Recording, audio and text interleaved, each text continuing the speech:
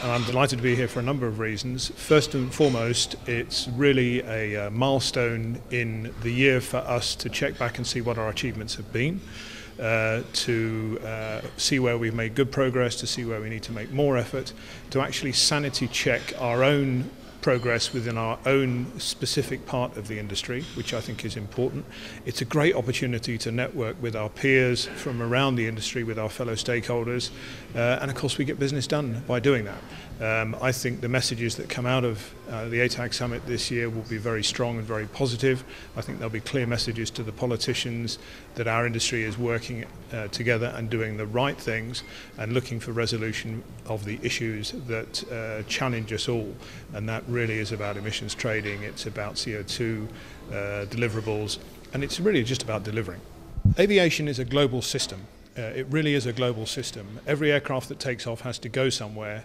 It normally starts in one country and goes to another. The aircraft manufacturers are an important component of aircraft efficiency. The engine manufacturers are an important component. The airports are a component in terms of on-ground efficiency, in terms of runway and terminal capacity. All of these things affect emissions in one form or another. In my own industry, the air traffic control industry, has to deliver the most flight efficient routes that are possible. But in order to do that, we need the support of governments, and we need the support of each other, working together with a similar culture of improvement to actually deliver what the industry needs.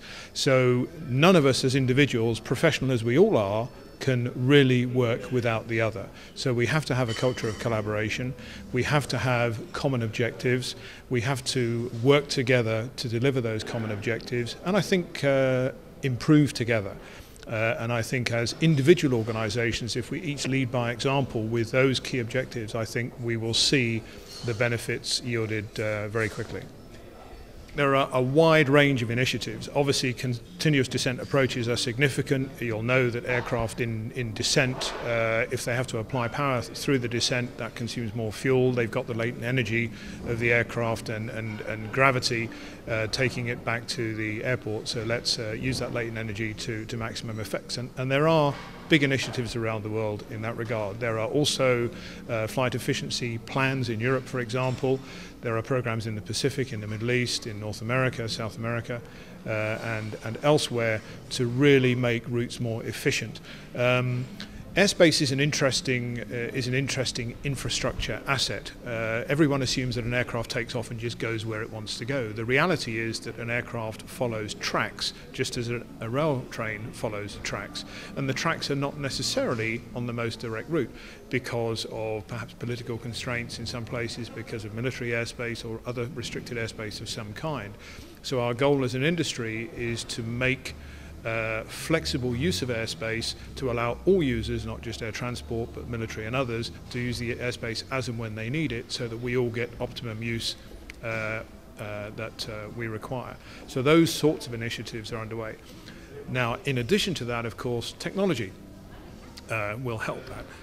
Increasing efficiency in terms of costs, but also in terms of the actual flight efficient route themselves. So the big programs like Single European Sky, Next Gen, there are similar programs in Russia and in Asia that will help to deliver on those promises. But I think the underlying issue for us as an industry is to recognise that we are each parts of a system, and that only by working together to common objectives can we really deliver on what's required. We really are partners, and we really do need to work together.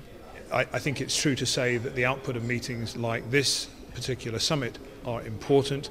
The leaders, the political leaders and the environmental leaders are looking to us for advice and to help them solve problems.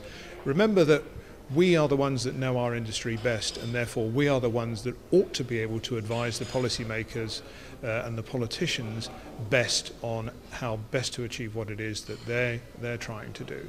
So these are key events. It's our duty and responsibility to deliver strong messages and realistic, achievable messages as an industry together to ensure that we get what we need back in return in terms of policy and regulation.